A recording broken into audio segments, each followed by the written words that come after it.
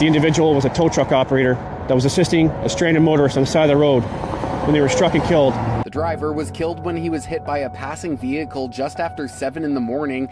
A tow truck driver from Kitchener was killed as he was outside helping someone.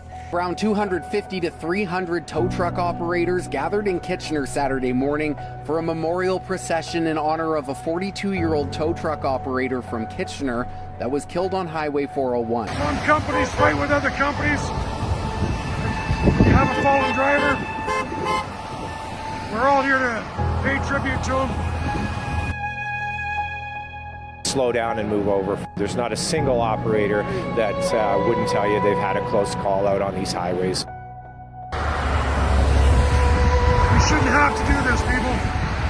Slow down and move over.